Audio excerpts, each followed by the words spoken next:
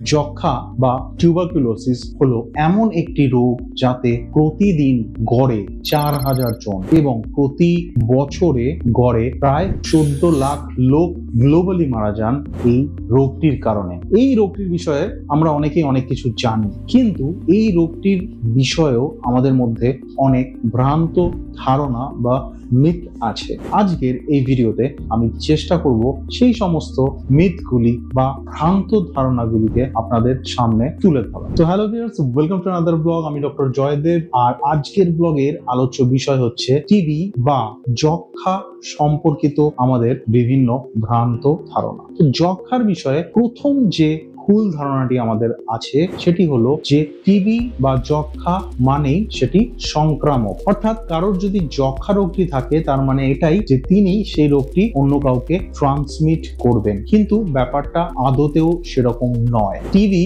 বা যক্ষ্মা যদি লাং অর্থাৎ ফুসফুসকে আক্রান্ত করে তাহলে সেটি কিন্তু কাশি বা হাঁচির মাধ্যমে অন্য কারোর মধ্যে ট্রান্সমিট হতে পারে, কিন্তু যদি ফুসফুসের বদলে এটি কিডনি বা ভার্টিব্রাল কলামের মতো স্ট্রাকচারকে ইনভলভ করে সেই ক্ষেত্রে কিন্তু এটি একজন থেকে অপরজনে সহজেই কিন্তু ট্রান্সমিট হয় না। এবং কেউ যদি যক্ষ্মা বা টিবির মেডিসিন নেওয়া শুরু করেন তাহলে মোটামুটি ভাবে 2 থেকে 3 সপ্তাহ পর তার কিন্তু রোগটি ট্রান্সমিট করার ক্ষমতাও কমে আসে। টিবি সংক্রান্ত পরবর্তী ভ্রান্ত ধারণাটি হলো টিবি একটি জেনেটিক ডিজিজ। হ্যাঁ, এরকমই অনেকে মনে করেন, কারণ অনেক ক্ষেত্রেই দেখা যায় যে কোনো ফ্যামিলির একাধিক মেম্বার এই রোগটিতে আক্রান্ত।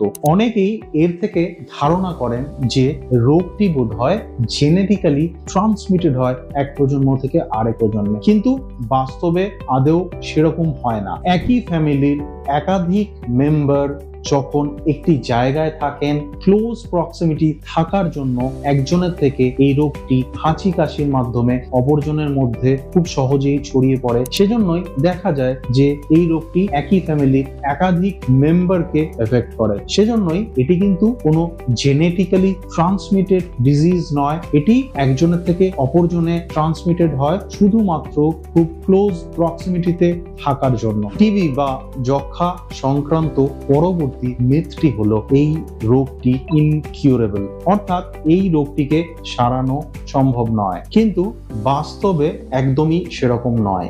যক্ষ্মার জন্য অ্যান্টি টিউবারকুলার ড্রাগস বা এটিডি আছে, যেটি একটি নির্দিষ্ট সময়ের জন্য দেওয়া হয়, কারোর ক্ষেত্রে 6 মাস বা কারোর ক্ষেত্রে 1 বছর দেওয়া হয়, এবং এটি যদি কোনো যক্ষ্মার রোগী প্রপারলি নিয়ে থাকেন তাহলে কিন্তু তার শরীরে যক্ষ্মার নিরাময় হয়। সুতরাং যক্ষ্মা আদৌ কিউরেবল নয়, এটি কিন্তু একদমই ভুল ধারণা। অনেকেরই ধারণা যে টিবি বা যক্ষ্মা শুধুমাত্র লোয়ার সোশিও ইকোনমিক কন্ডিশনের মানুষদেরই এফেক্ট করে, কিন্তু ব্যাপারটি পুরোপুরি সত্য নয়। যদিও গ্লোবালি যক্ষ্মা রোগীর যে সংখ্যা তার প্রায় 2/3 ভাগ অংশই বিভিন্ন লোয়ার সোশিও ইকোনমিক কন্ডিশনের দেশ থেকে আসে, তবুও বিভিন্ন ডেভেলপ কান্ট্রিতেও এই রোগটি কিন্তু যথেষ্টই দেখা যায়। 2018 সালে ইউএস এর মতো কান্ট্রিতেও প্রায় 8,916 জন টিবিতে ইনফেক্টেড হয়েছেন, এবং অল ওভার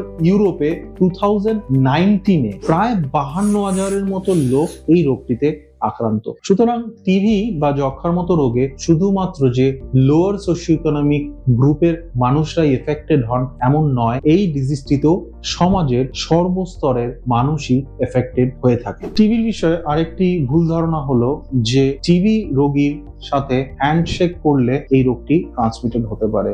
সাধারণত যারা পালমোনারি টিবি বা ফুসফুসের যক্ষ্মায় আক্রান্ত তাদের ক্ষেত্রে কাশি বা হাঁচির সাথে যে ড্রপলেট বেরোয় সেই ড্রপলেট দিয়ে কেউ ইনফেক্টেড হতে পারেন, নয় যে তার সাথে হ্যান্ডশেক করলেই কেউ ইনফেক্টেড হবেন। তো এগুলি যক্ষ্মা বিষয়ক প্রধান কতগুলি মিথ বা ভুল ধারণা। আজকের এই ব্লগে আমি চেষ্টা করলাম মানুষের মধ্যে যক্ষা বা টিবির বিষয়ে যে ভুল ধারণাগুলি আছে সেগুলিকে ভাঙার। ভিডিওটি কেমন লাগলো একটি কমেন্ট করে জানাবেন অবশ্যই। যদি ভিডিওটি ভালো লাগে একটি লাইক দিতে ভুলবেন না। চ্যানেলে নতুন হলে এরকমই বিভিন্ন হেলথ রিলেটেড কন্টেন্ট দেখতে চ্যানেলটি সাবস্ক্রাইব করে অল নোটিফিকেশন অন করতে ভুলবেন না। যদি আপনার মনে হয় পরবর্তী ব্লগে আমি কোনো এরকমই হেলথ রিলেটেড মিথ নিয়ে আলোচনা করি তো সেটিও কিন্তু কমেন্ট করে জানাবেন। টিল দেন